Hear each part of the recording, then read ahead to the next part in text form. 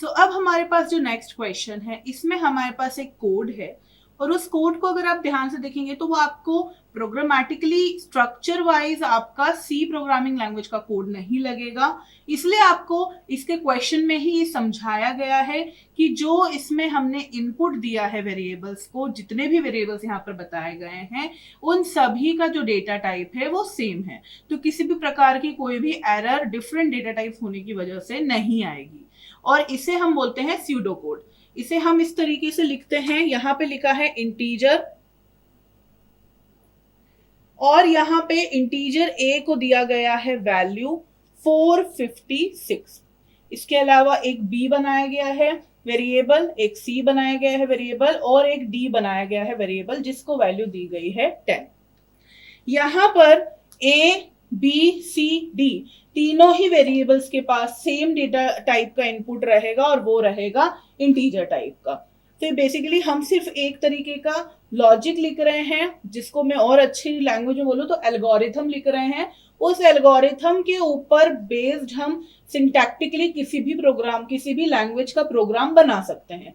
सी का भी बना सकते हैं, सी प्लस प्लस का भी, जावा का भी, पाइथन का भी, जिसका भी आपको जिस भी प्रोग्रामिंग लैंग्वेज का प्रोग्राम बनाना है आप बना सकते हैं, लेकिन लॉजिक जो रहेगा वो सेम रहेगा। सो यहाँ पर लिखा है integer a equals to 456, b c and d equals to 10।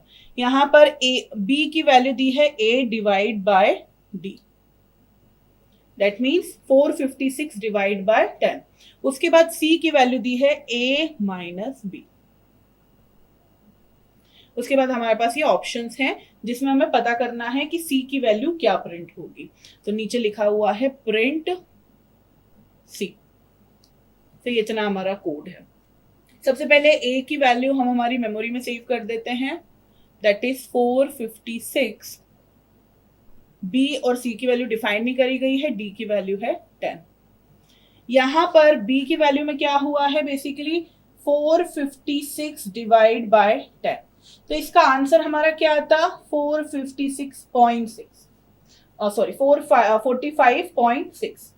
तो क्योंकि मैंने आपको ये बताया ये इंटीजर है और सेम इनपुट रहेगा, सभी का डेटा टाइप इंटीजर है और इंटीजर वैल्यूज तो यहीं तक है, इसके बाद पॉइंट लगाया तो ये फ्लोटिंग वैल्यू बन जाएगा। और हम यहाँ पे किसी भी प्रकार का राउंड ऑफ नहीं कर रहे हैं। राउंड ऑफ मतलब क्या होगा कि 45.6 राउंड ऑफ होके 46 हो गया हो, हम यहाँ पे सिर्फ इंटीजर वैल्यू प्रेजेंट कर रहे हैं। तो सी बी के पास जो वैल्यू जाएगी मेमोरी के अंदर वो रहेगी 45 ओनली, 0.6 नहीं जाएगा। और ना 0.6 होने की वजह से राउंड ऑफ होके 46 हो जाएगा। 0.3 होता तो हम बोलते हैं राउंड ऑफ होके 45 ही रहेगा, लेकिन यहाँ पे राउंड ऑफ ही नहीं हो रहा है। ये सिंपली सिर्फ पॉइंट से पहले की जो वैल्यूज है, डेसिमल से पहले की जो वैल्यू है वो इंटीजर वैल्यूज हैं, वो सेव होगी बी में।